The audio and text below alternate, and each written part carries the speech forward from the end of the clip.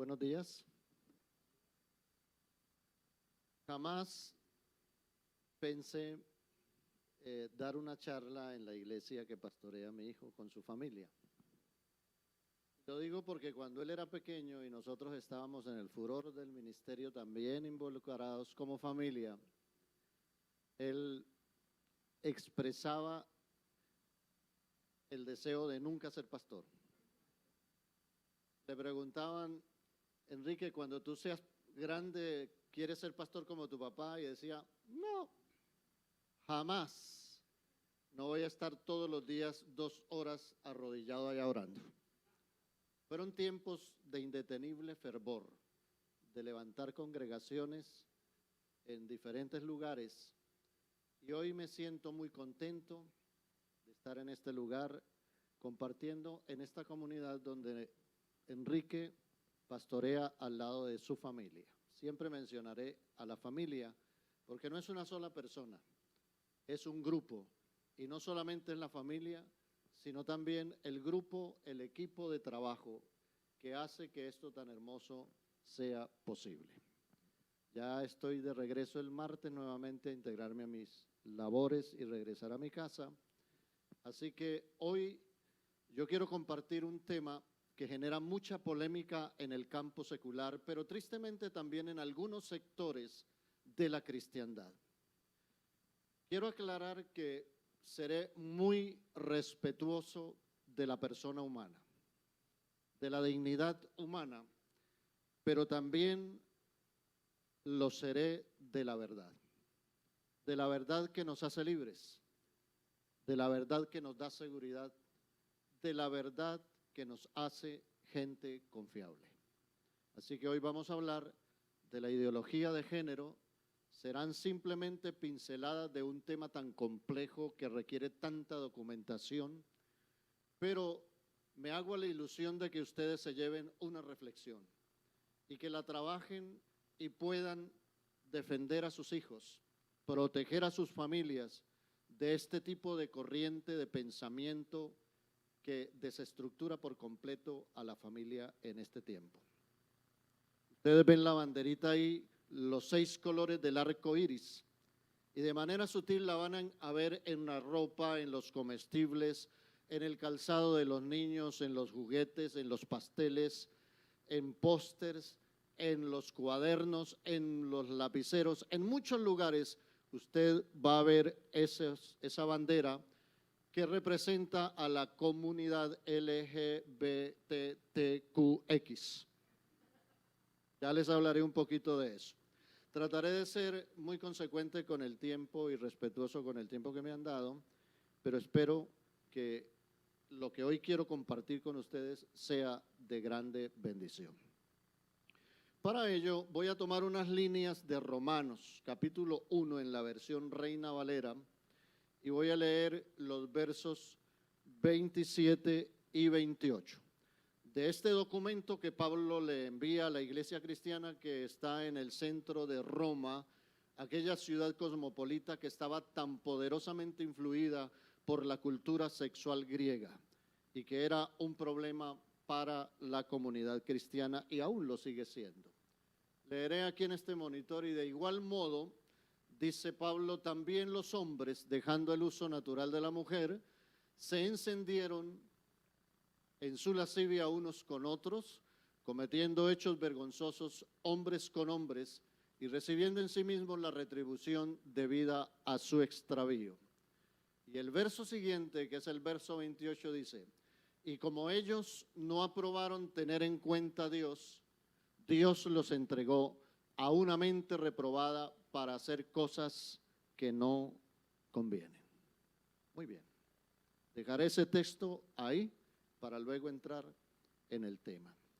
Ideología de género, un peligro constante para la familia. Lo primero que tengo que explicar o quiero compartir es cómo se forma una ideología. Esto nos va a permitir entrar con más tranquilidad en el tema. Una ideología se forma a partir de un diagnóstico que el ideólogo hace sobre las cosas que están estructuradas en su momento y llega a 2 conclusiones. La primera conclusión es que su diagnóstico está perfectamente bien hecho. Y la segunda es que las cosas establecidas no están funcionando como debieran funcionar y requieren ser cambiadas. Para lo cual, entonces propone conceptos nuevos, ideas nuevas, para que la familia, para que la sociedad, para que todo esto sea transformado y luego llevarlos a un nivel político para que se conviertan en leyes que obliguen a todos los ciudadanos de un país a someterse a ellas. Así se forma una ideología. Las ideologías son propias del siglo XX. Antes del siglo XX no hubo ideologías.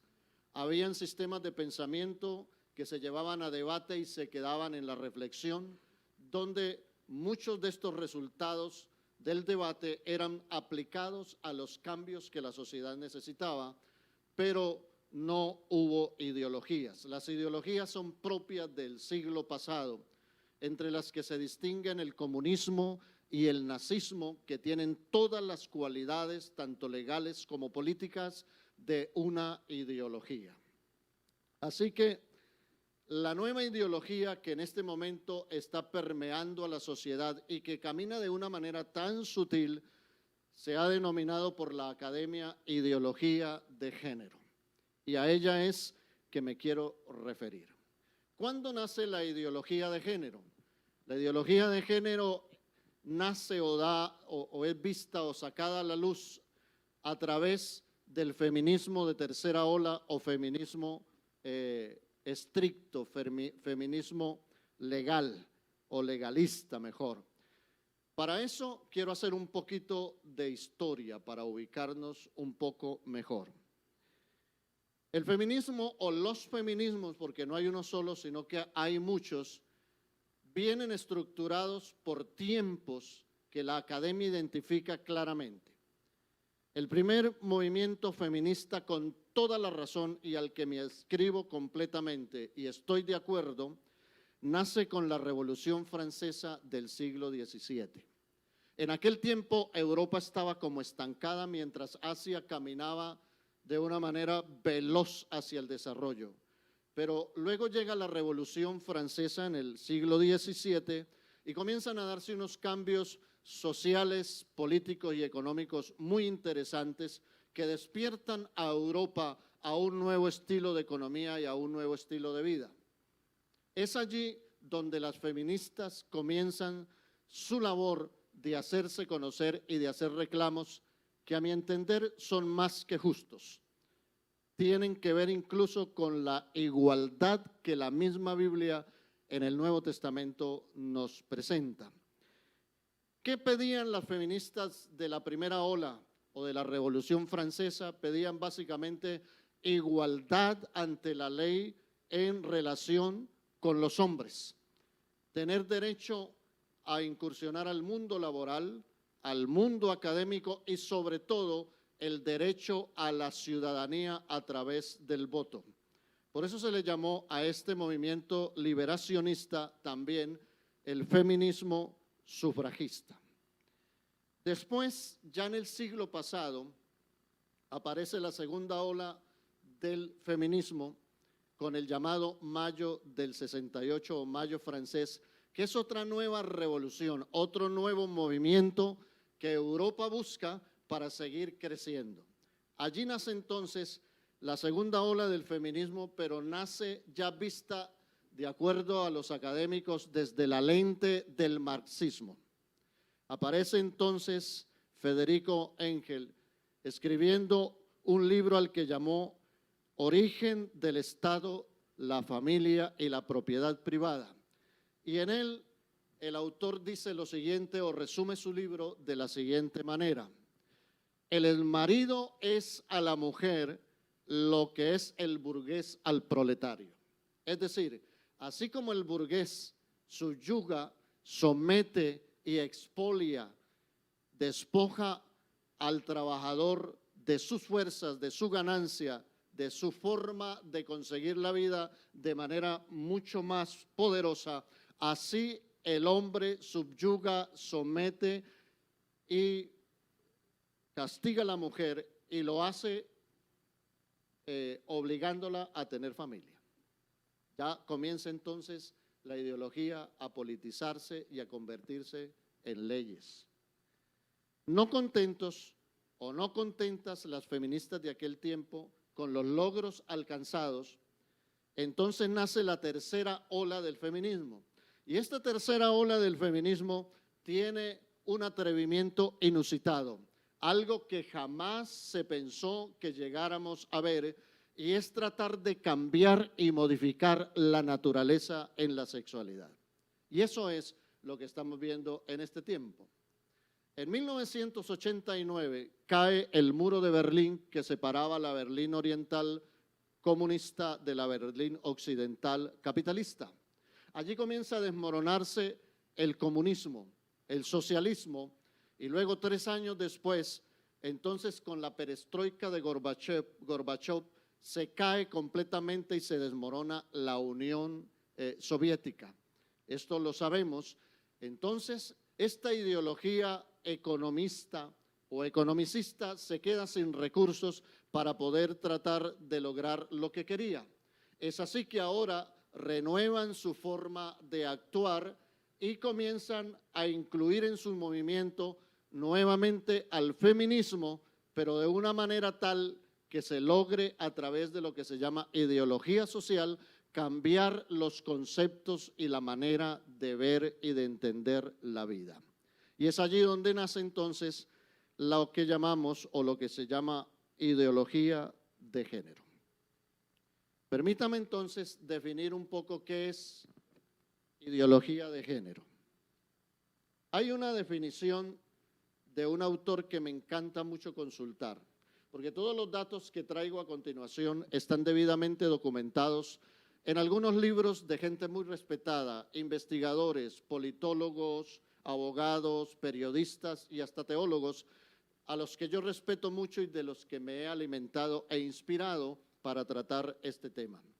El libro negro de la nueva izquierda, ideología de género, de Agustín Laje y de Nicolás Márquez, tiene muchos de estos datos que voy a dar. Hay otro libro también que es Atrapado en el cuerpo extraño, ¿no? En el cuerpo equivocado, de otro argentino que es Pablo Muñoz Iturriarte, y César Vidal, que es un español, igual que Benigno Blanco, que es otro español, e incluso mujeres que estudian la ideología de género de una manera muy objetiva y con mucho respeto. De ahí yo extraigo toda esta información porque me encanta el tema, pues de alguna manera la Iglesia tiene que levantar la voz y oponerse a lo que no viene de Dios. Aunque todo el mundo lo crea, nosotros seguiremos creyendo lo que dice la palabra de Dios. La definición de ideología de género de Agustín Laje me gusta mucho porque recoge todos los ejes centrales de lo que es y en lo que consiste esta ideología. Así que Agustín la escribe de la siguiente manera: la ideología de género es un conjunto de ideas anticientíficas que con propósitos políticos autoritarios desarraigan a la sexualidad humana de su naturaleza y la explican exclusivamente a partir de la cultura. La definición parece muy enredada y compleja para los que no están relacionados con este tema, pero aún lo es para los que tenemos algún tipo de conocimiento. Por lo tanto, voy a leerla de nuevo de manera más despacio para que captemos un poco y trataré de explicarla. Es un conjunto de ideas, primero, anticientíficas, que con propósitos políticos, segundo, es autoritaria y desarraigan a la sexualidad humana de su naturaleza y la explican exclusivamente a partir de la cultura. ¿Qué significa esto? Que las ideas que proponen las ideólogas e ideólogos de género son ideas completamente anticientíficas. Y ustedes saben que para hablar de la vida, para hablar de la biología, para referirse al cuerpo, a atender lo que es la salud, la fuente más autorizada es la ciencia. De hecho, nosotros consultamos a los médicos, a los odontólogos o dentistas, como dicen aquí, a todas estas personas que se han especializado en el tratamiento del cuerpo. en la forma de la vida biológica humana. Pero esta gente deja de lado todo lo que tiene que ver con la ciencia, porque ninguna de estos cuerpos científicos les va a afirmar y a respaldar las loqueras que ellos están diciendo. Y cuando digo loqueras es con respeto y es con verdad. Espero que no nos vayan a molestar por esto, ¿verdad? Entonces, ignoran las verdades comprobables de la ciencia, tales como la biología, la fisiología, la anatomía, las neurociencias, la neurología, la embriología y la genética, entre otras. Las ponen de lado, nunca las consultan, jamás van a un debate porque son ideas autoritarias completamente. La ONU, que es un organismo internacional que rige a más de 198 países en el mundo, es la organización que impulsa, que sostiene y que obliga a muchos estados a aplicar las leyes de género en este tiempo. Permítanme recordarles o contarles que en 1994 en el Cairo se llevó a cabo la conferencia de la ONU sobre población. El Papa Juan Pablo II era el Papa de turno y se dio cuenta de lo que querían meter las ideólogas de género a través de la ONU, movilizó todos sus recursos y no pudieron hacerlo en ese momento en el Cairo, así que el Papa ganó en aquella ocasión y salvó a la familia. Sin embargo, el año siguiente en Beijing se desarrolló la conferencia sobre población mundial, y el gobierno Clinton y España, que estaba a la cabeza de la Comunidad Europea, se juntaron, se unieron y comenzaron a ejercer presión, y ahí comienzan a darse todos aquellos pasos grandes, gigantes, que estamos viendo ahora con unos resultados impresionantes que afectan a la familia, que afectan a la iglesia, que afectan los valores y que trae tanto problema en este tiempo al crecimiento de nuestros hijos, al desarrollo normal, natural, en valores y principios de nuestros hijos. Así que la ideología de género cabalga por arriba desde la ONU, a través de la Organización Mundial de la Salud, a través de la UNICEF y también del Banco Mundial. Ustedes saben que la mayoría de países en América Latina, Hispanoamérica, viven endeudados, no tienen presupuesto.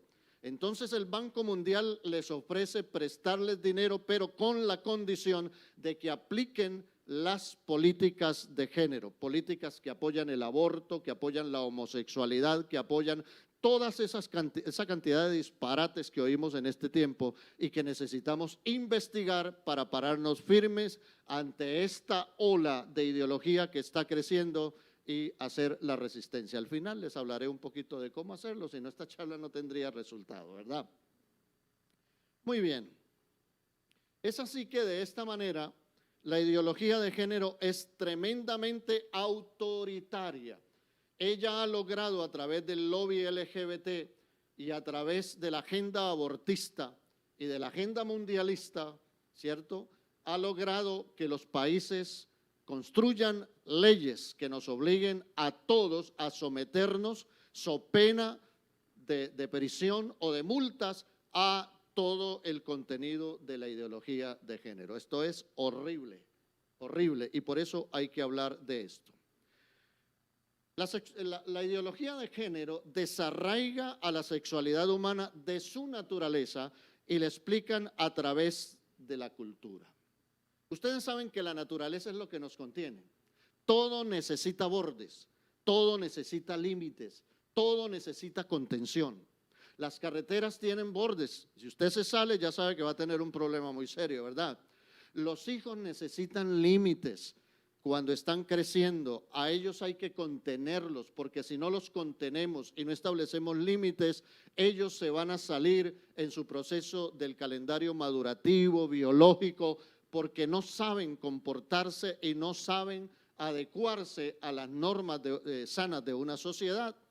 Los límites son indispensables.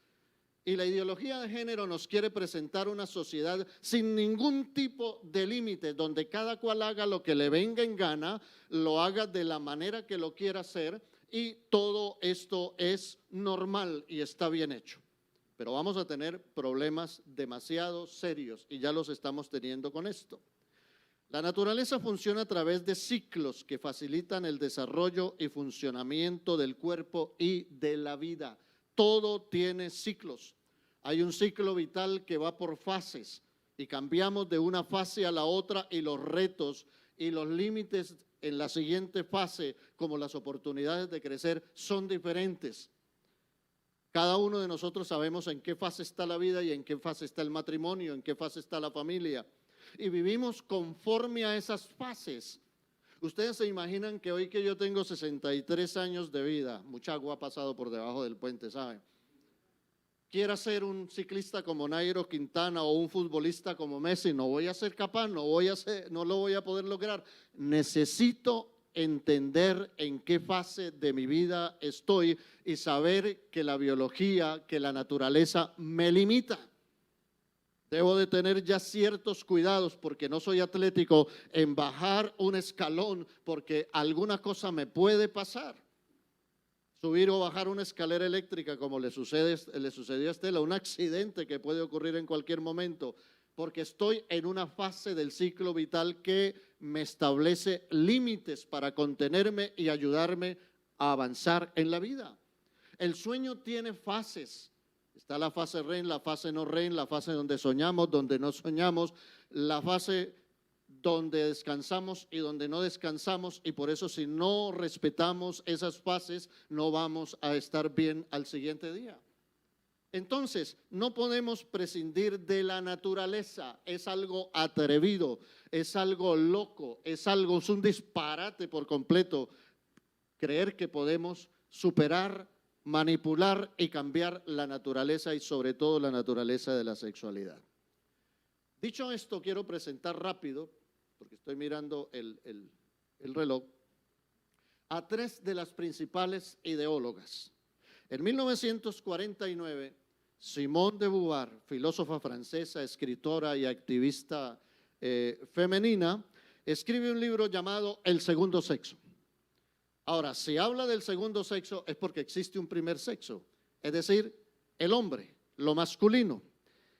Y en este libro ella reduce todo su contenido a una sola frase: no se nace mujer, llega una a serla. No se nace mujer, llega una a serla. ¿Qué es lo que nos está diciendo Simone de Beauvoir?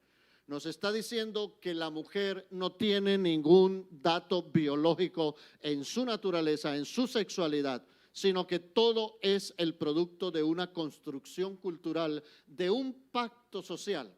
Un pacto social, según esta ideóloga y las que siguen, en la que yo no sé de qué manera el hombre se inventa a la mujer, muy inteligente el hombre, y le impone el tener hijos. Es decir, yo no sé cómo lo hicieron, pero de acuerdo a ellas lo han logrado. Entonces, el hombre desarrolla músculos más grandes, una anatomía con huesos más largos, un cuerpo mucho más grande que puede utilizar para violentar a la mujer. De acuerdo a ellas, las mujeres entonces no tienen datos naturales, sencillamente son un constructo de la cultura. Si eso no es loco, no sé qué será lo que era. La verdad no lo entiendo. Luego viene otra francesa, Monique Wittig, filósofa, novelista y activista femenina. Y ella también enarbola y pone en la palestra pública una frase mucho más corta, pero que sigue la línea de su antecesora. Sencillamente Monique dice: la mujer no existe. Y si la mujer no existe, cualquier cosa puede ser la mujer. Cualquiera puede ser mujer. Y la tercera ya es judío-estadounidense, que es Judith Butler. Y ella escribe un libro que se vende como pan caliente, igual que los anteriores. Y en ese libro, que se llama El sexo en disputa, ella dice, el género en disputa, perdón, dice lo siguiente: el sexo siempre fue género, con el resultado de que no había diferencia. Si ustedes notan, las tres vienen diciendo lo mismo de manera distinta. Las tres despojan a la mujer de su naturaleza. Yo no sé cómo poder entender a estas bellas mujeres que están hoy aquí construidas por hombres que a lo mejor no somos tan inteligentes, ¿verdad? No sé cómo entenderlo. Pero ahora vamos a entrar a lo que es el corazón de la ideología de género, que son los postulados y las estrategias. Ya hablamos de la primera estrategia que ellos tienen, que es muy poderosa. Sencillamente, en la sexualidad la naturaleza no existe. Hasta antes de estas filósofas feministas, todos sabíamos que sexo y género era la misma cosa. Género masculino, género femenino, masculino para hombre, femenino para mujer, ¿verdad? Eso lo sabíamos. Pero ella logra separar el concepto de sexo y el concepto de género. Y a partir de ahí se comienza a regar como pólvora este concepto. ¿Por qué? Porque el sexo nos limita y el género nos abre la oportunidad de vivir, de hacer lo que se nos pegue la gana y nadie tiene que decirnos nada. Es un libertinaje impresionante lo que estas mujeres están proponiendo. El segundo postulado es la construcción del género como expresión libre de la sexualidad. Yo recuerdo cuando estudiaba en primaria, que llamamos allí, el género que yo conocí era un género literal, de escritura, ¿cierto? El género masculino, el género femenino y el género neutro. Se decía el caballo, y no era que un caballo fuera un hombre, sino que se representaba con el artículo el. Luego la mesa no es una mujer. O lo más importante, y el lo era el neutro. Ese era el género gramatical que yo conocía. Ahora a partir de ellas, género es otra cantidad de cosas y vamos cambiando poco a poco. ¿Y sabe qué es lo peor de esto? Lo peor de esto es que nos aclimatamos, nos acostumbramos, nos van lavando el cerebro y vamos tranquilamente cediendo a estas pretensiones completamente irracionales y destructivas para la familia, para la iglesia y para la sociedad. Entonces, ellas dicen que el género es lo que nos va a liberar. De hecho, existen 112 géneros hasta este momento y la puerta está abierta para seguir construyendo géneros. Así que si ustedes quieren construir unos cuantos, pueden hacerlo. No hay problema con eso.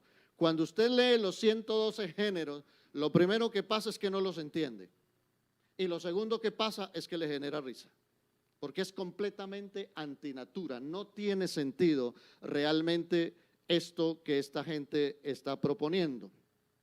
Entonces, si ustedes quieren conseguir los 112 géneros, entren a la página www.paulomuñoziturrieta y ahí los consiguen. Les recomiendo que los lean, porque cualquier día tal vez sus hijos o sus hijas van a aparecer defendiendo este tipo de conceptos, este tipo de doctrinas, y usted se va a asustar y no sabe de qué le están hablando.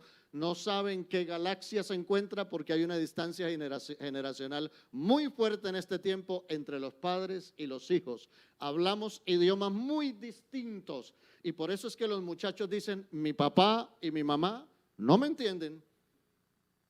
Y los padres decimos, no entiendo por qué se comporta de esta manera. Eso es lo más constante que tenemos nosotros. Entonces es bueno averiguar todo esto. Hay una parte aquí que me llama poderosamente la atención y es que uno de los postulados fuertes que ellos tienen es la autopercepción como expresión de libertad. ¿Qué quiere decir eso? Lo que quiere decir eso es que yo me puedo comportar como me siento y puedo expresarme cómo me voy sintiendo. Entonces, es posible que yo mañana me levante y ya no quiera ser Alfonso sino Alfonsina. Ya no quiera ser hombre, sino que quiera ser mujer. Posiblemente el miércoles me levanto y ya no quiero ser ni hombre ni mujer, sino neutro. Parece una caja de cambios de carro, ¿verdad? Neutro. Entonces, como usted se perciba, así lo puede sentir y así lo puede hacer.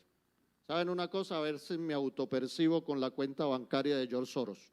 Solo que no se me nota porque soy asintomático, pero me puedo percibir también.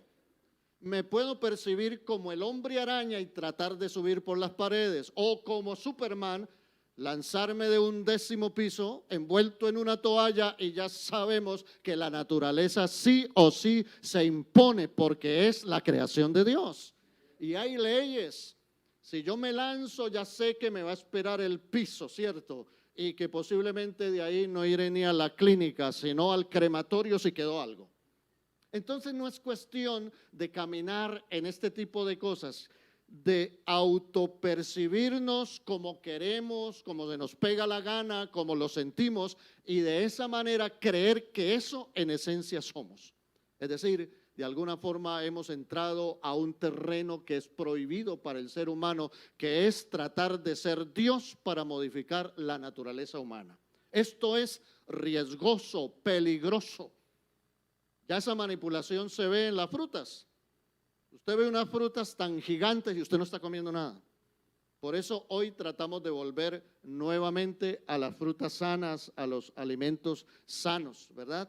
¿Por qué? Porque todo esto es transgénico, manipulado, pero ya se quiere entrar en la sexualidad humana y convertirnos no sé en qué cosa. Entonces, la autopercepción es predicada por ellos como la manera de liberarnos, de liberarnos. El Papa saliente, anterior a este Papa que tenemos, él dijo que la ideología de género era la mejor manera de rebelarnos contra Dios. La mejor forma de rebelarse la naturaleza contra su creador. Y yo creo que tiene razón. Estoy de acuerdo completamente con él. Hay algo también que es importante mencionar y es la imposición de adoctrinamiento en las escuelas sobre leyes de género, sobre políticas de género. Recuerden que la ideología de género no se propone, la ideología de género se impone. No es algo que a usted le presenten para que lo analice, para que lo observe y usted decir me gusta, no me gusta, lo adquiero o no lo adquiero. No, es que le toca. Sí o sí lo tiene que cumplir, porque una vez que eso se vuelva ley, ¿quién va a violar una ley? La puede hacer, pero va a tener consecuencias fatales, tal vez ir preso, ¿verdad? Entonces, por eso es importante entender esto. Hace unos años atrás nosotros tuvimos una ministra, Gina Parodi, en Colombia. Esta ministra es declarada homosexual, lesbiana, y ella impulsó la creación de cartillas para educar a los niños en la diversidad sexual. Lo mismo pasó en Perú. Inmediatamente la iglesia y la gente de bien se despertó, hizo campañas, hizo marchas con avisos como a mis hijos los educo yo, con mis hijos no te metas, no al aborto, ¿cierto? Y tuvieron que parar eso. Sin embargo, eso no se detiene. Eso sigue impulsado porque viene desde la ONU. Y si Colombia necesita, o Perú, Honduras, cualquier país necesita que se le inyecte una buena cantidad de dinero a manera de préstamo, ellos van a tener que hacer un acuerdo que el público no conoce para aceptar la ideología de género. Esto mismo pasó en Argentina. Argentina está infestado de ideología de género. Lo mismo que los vecinos de aquí, Canadá. España ni se diga, y está avanzando como un cáncer, metastizando completamente a todo el continente americano, norte, centro y sur. Y hay que despertar a esta realidad. Entonces, ¿cómo lo quieren lograr ellos? Contaminando el currículo escolar. Y lo han logrado. En Argentina, por ejemplo, llevan transexuales para que le dicten talleres a niños de jardín. Transexuales. Hace unos años atrás, un padre se enteró de que quienes le estaban dando un taller a sus hijos eran unos transexuales contratados por el rector del colegio. Todos se llamaron, pararon sus actividades y corrieron ellos mismos a sacar a los transexuales de la escuela. Pues tuvieron un lío legal terrible. multas y algunos creo que los metieron a la cárcel. Entonces, esto es terrible. Dentro de esa imposición se habla también del matrimonio homosexual. Recuerden que la palabra matrimonio comparte su raíz con matriz y la matriz es lo que genera vida. Por lo tanto, no puede haber tácitamente matrimonio entre homosexuales. Hay relaciones respetables. Y quiero que sepan que respeto mucho a las personas que deciden u optan por ser homosexuales. De hecho, yo los tengo en consulta. Me dedico también a la psicoterapia. Y los tengo en consulta, son gente, la mayoría precioso, gente linda, pero eso no quiere decir que aprobemos todo el lobby que se está haciendo para convertir o para animar o para incentivar a nuestros hijos para que vivan de cualquier manera en el campo sexual. Tenemos que distinguir entre la dignidad humana y la conducta de muchos humanos. La dignidad humana hay que respetarla. Bienvenidos, ¿cierto? Y bienvenidos a la iglesia también, porque todos necesitamos de Dios. Entonces, el matrimonio homosexual, por ejemplo, en Colombia se aprobó en el 2016, en Argentina en el 2010, aquí en Estados Unidos también ya fue aprobado. Ustedes saben que ha habido problemas, demandas, porque ciertos negocios que hacen tortas y que son personas cristianas se han negado a hacerle tortas para matrimonios homosexuales. Y lo más curioso de esto es que hay muchos lugares donde se hacen tortas solamente para homosexuales. La pregunta es, ¿por qué no buscan esos lugares sino el lugar donde está el cristiano, el que no comulga, para generarle un problema, una demanda y atacar? ¿Verdad? Toda esa es nuestra realidad. ¿Qué más? La adopción igualitaria.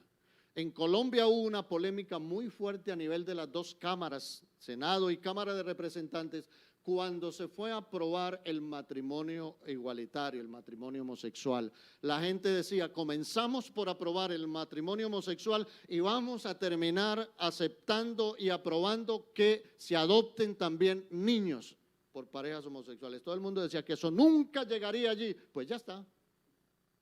Esto va caminando de una manera impresionante. Es polémico, es verdad. Pero necesitamos auscultar, examinar el tema y saber en dónde estamos parados, porque no podemos ser llevados por vientos que van y que vienen.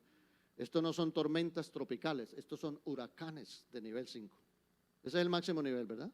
Esto es de nivel 5. Hay que abrir los ojos, lo hablaré ahora al final. Si me paso, me hacen así, por favor, me muestran. Entonces les hablaré del hombre de la mano seca. Los veo conectados y me gusta lo que están haciendo. Bien, ¿qué más hablan? Algo que es terriblemente doloroso y es el aborto por cualquier causa. Inicialmente los gobiernos legislaron la mayoría para aprobar el aborto por tres causas. Cuando hay malformación del feto, cuando la madre o el feto están en riesgos de morir o cuando el embarazo ha sido producto de una violación. Todo el mundo, o la mayoría, estuvimos de acuerdo con eso, aunque duele mucho matar a un ser humano que no ha nacido, lo mismo que uno que ya nació, ¿verdad? Sin embargo, hoy esto está caminando de tal manera que se aprueba el aborto por cualquier causa, simplemente porque la madre embarazada o el padre no quieren que el niño nazca, ¿verdad? Otro postulado u otro mecanismo que tienen la ideología de género es que tiene cooptado o minado los medios de comunicación.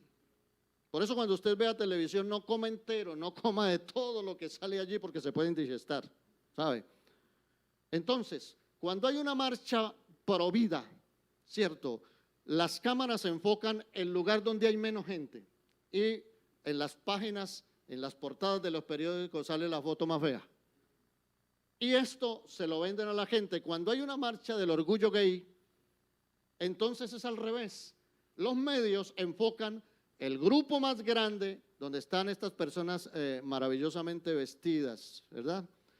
Y lo que sale es algo rimbombante, algo escandaloso, algo que llama la atención en las primeras páginas de los diarios y en el encabezado de las noticias. Esa es la manipulación. Los medios son el cuarto poder después del Ejecutivo, el Legislativo y el Poder Judicial. Tienen mucho poder. Ahora, escuchen esto que es bien interesante como todo lo que he dicho. Ellos utilizan tal vez la médula de lo que es la ideología de género para tratar de que las mentes que no han madurado y que tienen el cableado cerebral inmaduro, incompleto, se unan a sus doctrinas. Y esto es la manipulación del lenguaje. Ustedes saben que todos pensamos con palabras. No hay pensamientos que no estén construidos con palabras, ¿verdad? Entonces, si logran cambiarnos las palabras, ¿qué nos logran cambiar? Los pensamientos. Y si nos cambian los pensamientos, ¿qué cosa cambia? La conducta, el comportamiento, la cosmovisión, la forma de ver la vida. Por eso ellos han construido y cada día construyen términos nuevos, y se arrogan el derecho a construir frases nuevas y publicarlas como si estuvieran en el diccionario de la Real Academia Española, ¿verdad? Miren esta, homofobia. ¿Habían oído esa palabra? Pues quiero decirle que la homofobia no existe. Por ningún lado existe la homofobia. Porque la fobia es una categoría psiquiátrica, médica, que dice que una persona tiene fobia a algo o a algún lugar o a alguien cuando al ver el estímulo tiene una reacción irracional de miedo. Por ejemplo, si yo veo una tarántula, ¿saben lo que es una tarántula? Una araña de esa venenosa, yo voy a sentir miedo porque el mecanismo de defensa natural se activa para que yo pueda sobrevivir. Entonces, o la ataco o huyo o hasta me congelo. Así estamos hechos. Ahora, si yo veo la arañita por allá pequeñita que ni la puedo observar y me paralizo, empiezo a sudar, se me paran los pelos, estoy entrando en una fobia. ¿Por qué? Porque el estímulo no es lo suficientemente peligroso como para que yo reaccione de esa manera. Entonces, si tenemos homofobia, ¿cierto? Homo es similar, igual, y fobia es miedo irracional. Quiere decir eso que cuando yo veo a un homosexual me tengo que tullir del susto. Sería de esa manera, ¿cierto? Así sería la homofobia. Pero yo los veo y no, bien, hasta los saludo y los tengo en consulta, ¿cierto? No tengo problema con eso. Ahora, si fuera una categoría clínica, ¿cierto? Estarían en el DSM-5 o en el CIE-10, que son los manuales diagnósticos y estadísticos de las enfermedades mentales, pero usted consulte los que no lo va a encontrar. Entonces, ¿para qué utilizan ellos el término homofobia? Sencillamente para referirse a todos los que no compartimos sus ideas, sus ideologías, como enfermos mentales. Entonces resulta que ahora los enfermos mentales somos nosotros. A los cuerdos nos llaman enfermos mentales, ¿verdad? Es una manera de insultar cuando no estamos de acuerdo, cuando no coincidimos y discrepamos, que es un derecho que tenemos con respeto, entonces nos llaman trogloditas, atrasados, ¿cierto? Nos llaman religiosos, nos llaman homofóbicos. Usted se va a encontrar con todos esos términos, ¿verdad? Y es una forma de insultarnos. Esta es manipulación del lenguaje. Otra palabra que ellos utilizan es salud reproductiva y se refieren al aborto. Y ellos dicen, la mujer tiene derecho a decidir sobre su propio cuerpo. Y yo sé que sí, la mujer tiene derecho a decidir sobre su propio cuerpo, cambiarse el color del cabello, pintarse las uñas del color que quiera, ir donde el médico y decirle, ampúteme esta mano o córteme esta pierna o hágame un trasplante de cabeza. Ella tiene el derecho. Ponerse más senos más voluminosos, más cola, ¿cierto? Arreglarse la nariz, quitarse los cachetes. Seguro que sí, puede hacerlo. Entonces, el aborto es otro cuento porque cuando se está abortando se está atentando y decidiendo contra otro cuerpo que no es el de la madre. Y eso es bueno entenderlo. Es otro cuerpo que tiene vida. Tiene vida. Y entonces ellos discuten que la vida es a partir de la tercera semana o del tercer mes y tienen allí una cantidad. Ahí tratan de meterse en la ciencia para que los favorezca. Pero ni la ciencia los favorece, porque la embriología y la genética nos dice que la vida comienza a partir de la concepción cuando se da algo que se llama la singamia, que es que los núcleos de los gametos masculino y femenino se juntan y forman una primera célula que se llama cigoto y que le da el inicio a una nueva vida. Así que cuando ya la mujer ha estado preñadita, como decimos coloquialmente, ya hay vida en ese cuerpo y sacar esa vida de ese cuerpo se llama asesinato. Asesinato, como dicen los mexicanos, con ventaja y como decimos los colombianos, con dolo. Con dolo, es decir, con maquinación. Asesinato en primer grado porque filosóficamente una cosa es matar y otra cosa es asesinar. Yo puedo ir en un carro y matar a una persona porque se me pasó de momento y la atropellé. Otra cosa es asesinar, que es pensar cómo lo voy a hacer. ¿Puedo avanzar? ¿Sí? ¿Por qué? Vamos a seguir. Hay otra cosa que ellos utilizan que es cambio de sexo. Pues déjeme decirle que no se puede cambiar el sexo. Se puede manipular y se puede operar la persona, hacer una cirugía, ¿cierto?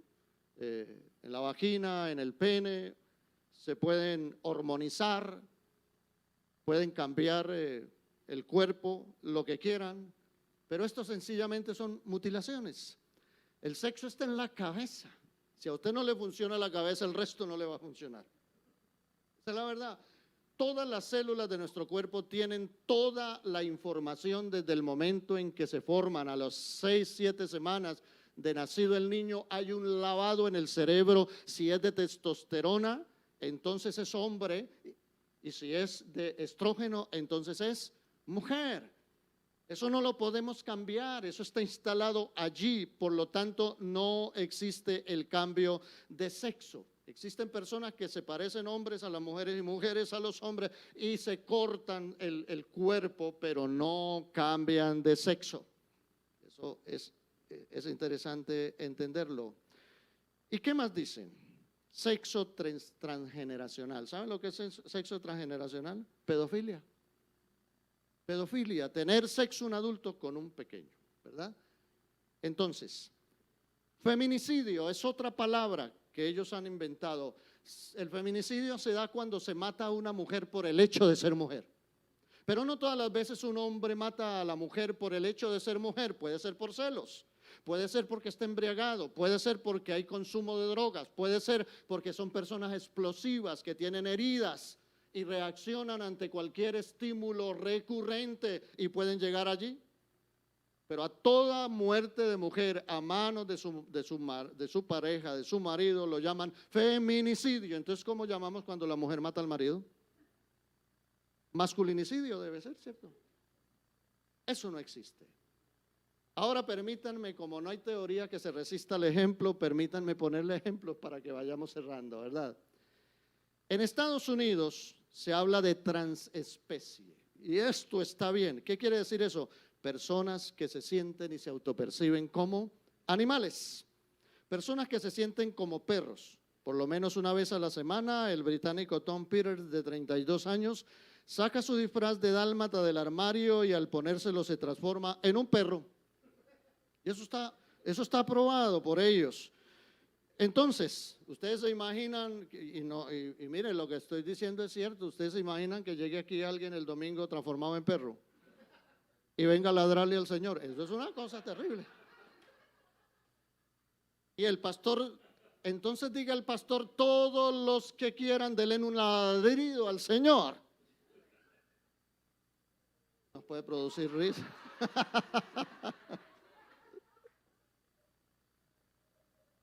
Bien.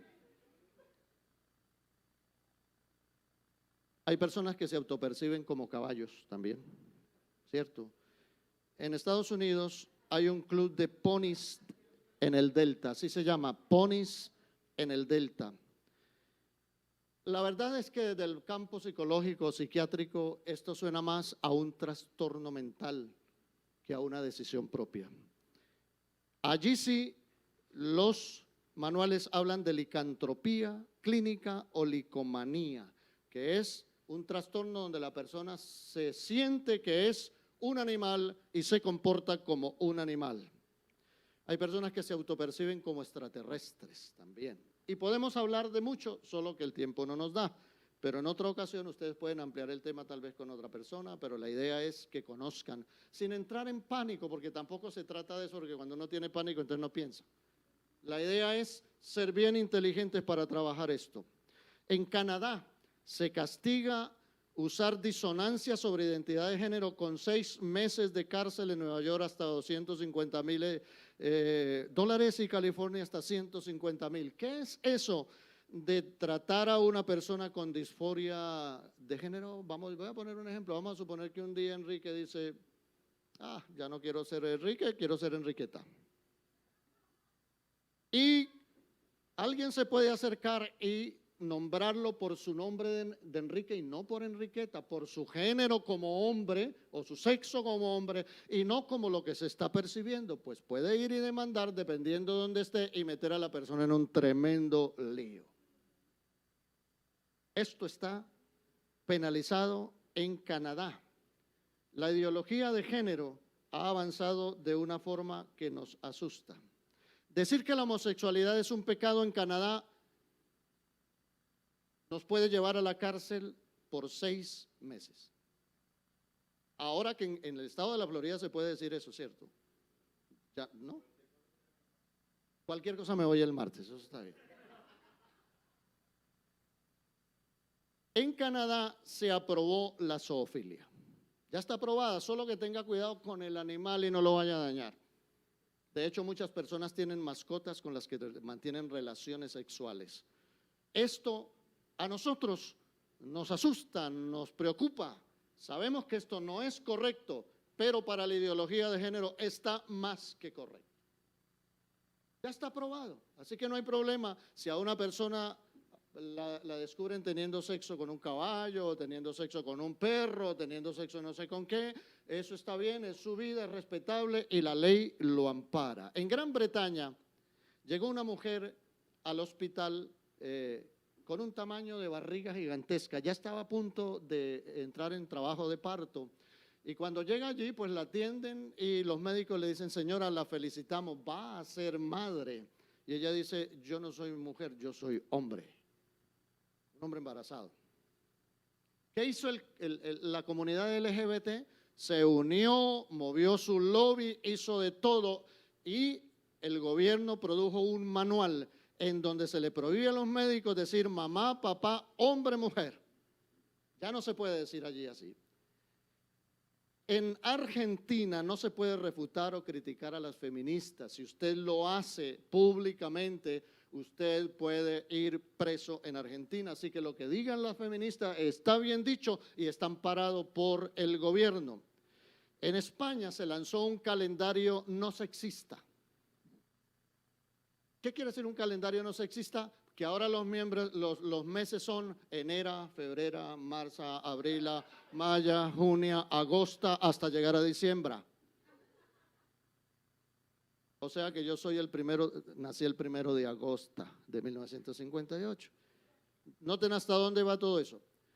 Un grupo de personas no contentas con la ideología de género compró un bus y colocó al frente un letrero, o por el lado un letrero que dice los niños tienen pene, las niñas tienen vulva, que no te engañen.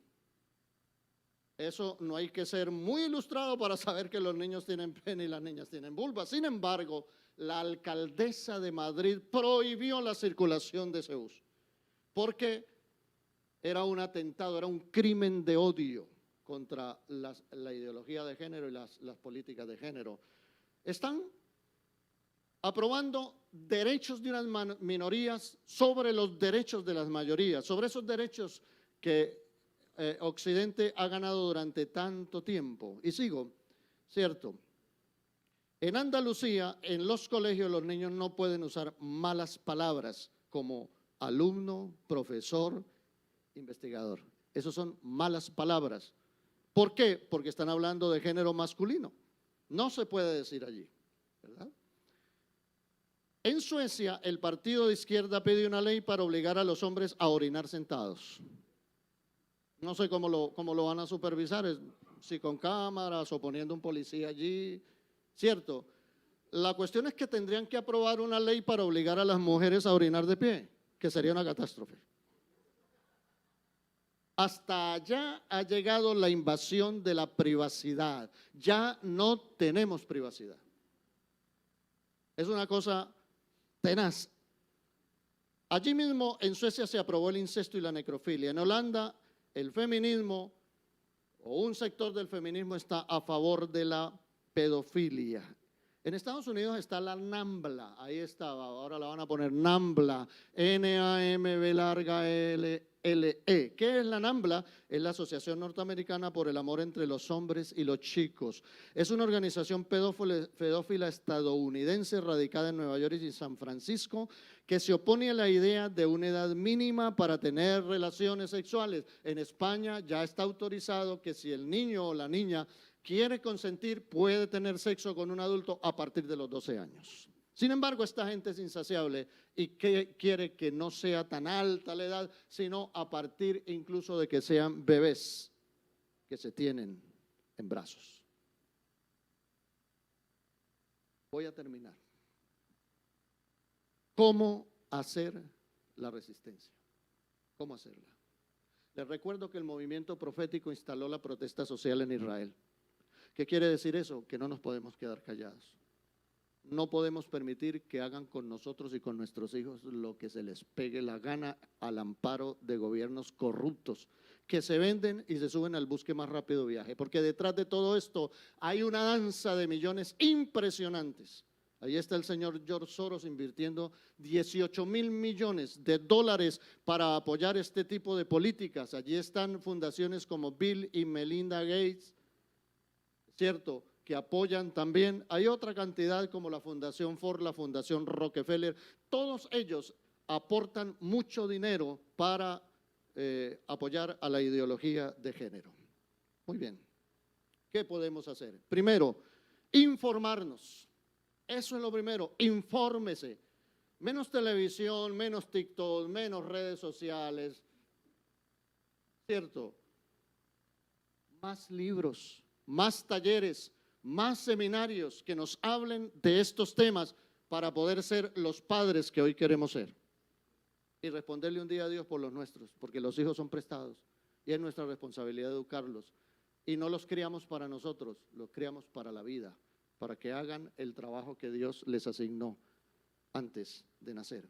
Lo segundo, fórmese, consiga herramientas, póngalas en práctica, ayude a los demás, hable del tema, haga ruido, para que sepan que no son ellos los que gobiernan el mundo, que hay gente que discrepa, que hay gente que tiene un pensamiento distinto y que protegemos nuestra vida, nuestra salud, a la familia y a los valores y principios del reino. Tercero, asóciese, formen asociaciones, ¿cierto? Llámense entre padres. Cuando los niños vengan con este tipo de conceptos, porque ellos son inmaduros y no saben, hablen con los pastores, hablen con sus líderes, hagan algo que haga grupo para poder hacer la resistencia. Rompan la espiral del silencio. ¿Qué es eso? Las mayorías callamos y tenemos solamente comentarios de sala, no nos gusta, qué cosa tan terrible, asqueroso, esto es peligroso, comentarios de pasillo, pero no hacemos nada. Mientras que ellos van a los medios de comunicación, la radio, la televisión, a través de los emblemas con sus banderas, hacen ruido, hacen bulla, ellos se hacen oír aunque son minoría.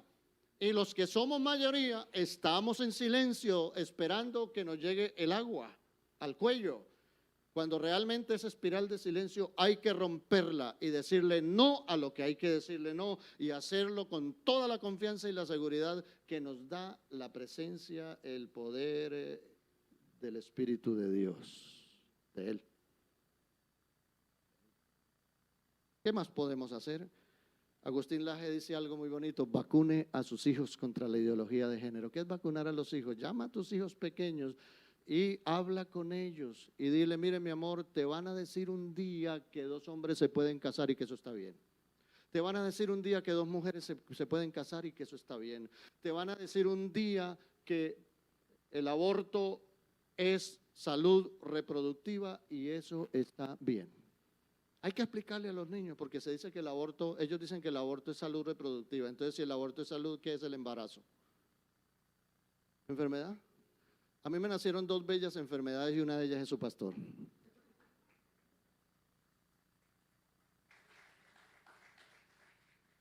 Hay que vacunar a los hijos, inyectarles un poco de esto de manera neutra, pero que cree anticuerpos en la conciencia para que ellos puedan rechazar completamente aquella ideología y sus doctrinas a través de la escuela. Cuando les llegue, cuando el niño suyo escuche estas barbaridades, va a decir, mi papá ya me lo había dicho. Mi mamá me lo había dicho y me dijo que eso era mentira, que no parara bolas, así que yo ya vengo listo. No paro bolas. ¿Qué es parar bolas? Ustedes saben qué es parar bolas, prestar atención. Se me sale el colombiano. ¿Qué más podemos hacer? Esto es muy importante, bien interesante. Fortalezca los lazos familiares. Fomente la buena comunicación dedicando tiempo de calidad a su pareja, a los hijos, viviendo la espiritualidad de cara al ejemplo. No hay mejor laboratorio y sitio de ensayo que el seno de la familia. No hay. Yo tengo que decir que además de amor por mi hijo, por su esposa y por Estela, que es su mamá, por las niñas, por todo, siento mucha admiración, porque ellos están haciendo un papel mejor que el que yo hice con ellos. No solamente en su hogar, sino en lo eclesiástico también. Lo están haciendo bien. Lo están haciendo bien. Yo me estoy dando cuenta de eso. Y mis respetos, mi admiración. Me siento muy orgulloso de eso, de cómo viven como familia, de cómo se comunican, de cómo le dan prioridad a la pareja y prioridad a los niños, a las niñas en este caso. Eso es maravilloso. Si nosotros nacemos y nos criamos en el calor de un hogar bien estructurado, funcional, donde haya expresiones de cariño, de confianza, podamos hablar de todo lo que nos duele, vamos a crecer sanos y ningún patógeno de esos que anda por ahí nos va a minar la vida y nos va a destruir. Vamos a permanecer sólidos en lo que hemos aprendido y en lo que hemos formado a nuestros hijos, enseñado a nuestros hijos, porque eso es lo que les quedará para la vida. Cuando sus hijos salgan de su omnipresencia, usted tiene que confiar en lo que hizo. No puede estar allí como una cámara todo el tiempo, controlando. Concluyo con un texto hermoso, que no lo van a ver ahí escrito. Y es la manera como el Señor cierra el sermón de la montaña. Y Él dice, a cualquiera que me oye estas palabras y las hace, le compararé a un hombre prudente que edificó su casa sobre la roca. Vinieron los ríos, soplaron los vientos, y crecieron las aguas, vinieron las lluvias, soplaron los vientos y crecieron los ríos, y no cayó porque estaba fundada sobre la roca. ¿Qué quiere decir esto? Que el ataque a la familia va a ser por arriba, por los lados y por debajo. Pero si estamos fundamentados en valores, en principios, en la verdad, ninguna corriente, ningún viento, ninguna lluvia nos moverá. Esto tal vez se devuelva por donde vino y ojalá así sea, pero nosotros permaneceremos en el nombre de nuestro Señor Jesucristo. Proteja a su familia, viva para Dios, viva conforme al temor de Dios y sabremos que la iglesia tendrá familias saludables, familias poderosas, familias que de verdad muestran el amor y el respeto del Señor. Así que en esta mañana espero que esta charla les haya servido, les deje una reflexión. Un gusto haber compartido con ustedes. Que Dios los bendiga a todos.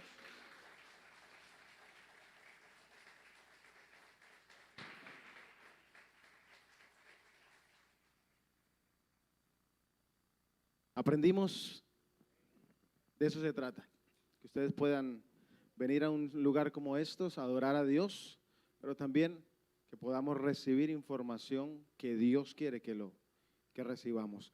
Antes de culminar, quiero saber si hay alguien que nos visita por primera vez. Solamente quiero que me levante su mano. Queremos reconocerle. Si hay alguien por primera vez, solamente allí hay una persona solamente. Vamos a darle un aplauso. Después de un video que vamos a poner a continuación, mire, hay una muchacha ahí, vea, bien elegante, levánteme la mano, Carito. Ella te va a llevar a darte un detalle que tenemos para la iglesia. Así que después de este video tú vas a ser la primera que vas a salir con ella. Por favor, pongamos atención al siguiente video cortito.